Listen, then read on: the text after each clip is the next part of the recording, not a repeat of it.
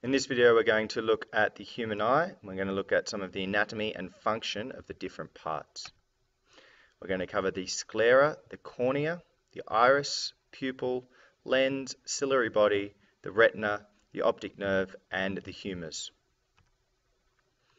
So firstly, here's a diagram of the eye, and you can see all those parts that I just talked about. What I'm going to do now is go through each part individually. So firstly, we have the sclera. The sclera is a tough fibrous coating on the outside of the eye, and it's the white of the eyes and continues all around the surface of the eye. So you can see some of the white of your eyes when you look at a person, but the rest of the eye is also white. And it's very tough and it protects the eye. This is also where the muscles attach that allow the eye to move around and to look at things. The cornea is part of the sclera. It's at the front, it's a clear part of the sclera, and it allows light to enter the eye. And its shape provides the first step at focusing light inside the eye. The iris is the colored part of the eye and consists of a couple of different layers of tissue with muscle fibers on them. And those muscle fibers open and close to control the amount of light that gets let into the eye. So in a dark situation, you want to let more light into the eye, and in a bright situation, you let less light into the eye. The pupil is just the hole in the center of the iris. Okay, so you can't actually point at the pupil. It's not a thing, it's a gap in the iris.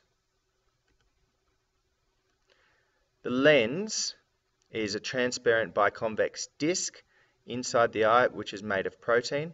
Its job is to focus the light rays coming in onto the retina so that you can get a clear image for different depths. And to do this, it can change shape. It does this through the ciliary body. The ciliary body is connected to the lens and the iris, as well as on the other side to the cornea and sclera. And what it does is contracts and releases to change the shape of the lens.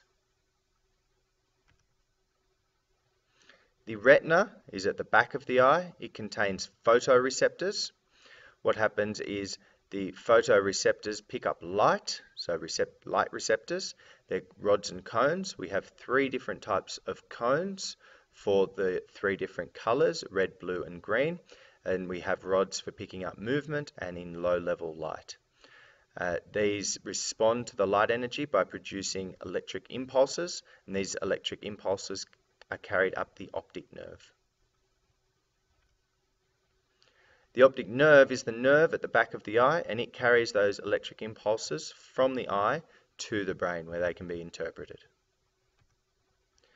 Now inside the eye we have 2 clear fluids substances.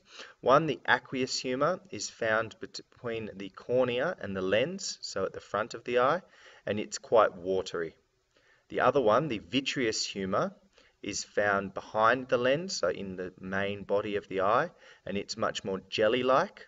Both of these provide support and volume to the eye so that the eye doesn't collapse on each other, as well as having to do with the refractive index of the eye.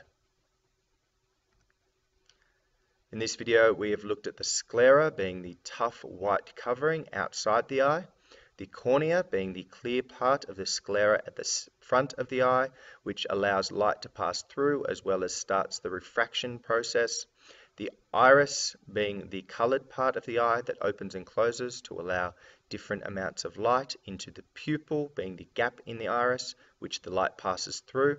The light then passes onto the lens, which is a biconvex disc made of protein, which focuses the light rays onto the back of the retina. The ciliary body being the muscles that pull the lens to change its shape to focus on objects either near or far. The retina being made of photoreceptors that pick up the light and turn that light energy into a nerve impulse, and the optic nerve that carries that nerve impulse to the brain. We also talked about the aqueous humor at the front of the eye and the vitreous humor in the main part of the eye as refractive mediums that keep volume in the eye and stop them from collapsing.